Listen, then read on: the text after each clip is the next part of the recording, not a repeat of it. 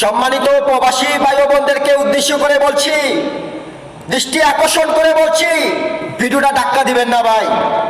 আপনাদের কাছে একটু অনুরোধ নিয়ে আসছি আমি, অনুরোধ। এই সরকারকে দেখা দিতে হবে 1,30,00,000 প্রবাসী কি করতে পারে বাংলাদেশের জন্য, বাংলাদেশের জন্য কি করতে পারে এটা দেখাই দিতে চাই আমরা প্রবাসীরা। যদি আমরা একতাভাবে কাজ করি, আমরা রেমিটেন্স পাঠাবো না যতদিন আমাদের ভাইয়ের হত্যার বিচার না হবে, যতদিন এ কোটা বাতিল না হবে, বাংলাদেশের মানুষকে কথা বলা অধিকার না দেওয়া হবে, ততদিন কোনো রেমিটেন্স বাংলাদেশে পাঠাবেন না। কথাটা মনে রাখবেন। আপনি প্রবাসী, আপনার বাপদাদার টাকা দিয়ে প্রবাসী আসছেন, কোনো সরকারের এমপি মন্ত্রীর টাকা দিয়ে আসেন নাই।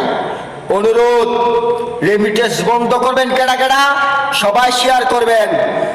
আর যারা আমার কথায় একমত আছেন, বাংলাদেশের বিচার চান, গণতন্ত্রকে ফিরিয়ে চান, প্রবাসী রেমিটেন্স বন্ধ ঘোষণা করে দিলাম। একজন প্রবাসী ভাই হিসাবে এগিয়ে আসুন, লড়াই করুন, আক্রমণ করুন, কোনো লাভ নাই। রেমিটেন্স বন্ধ, রেমিটেন্স বন্ধ, বয়কট রেমিটেন্স। বিচার হবে, রেমিটেন্স খোলা হবে, ন্যায্য আদায় পুরা হবে, রেমিটেন্স খোলা হবে।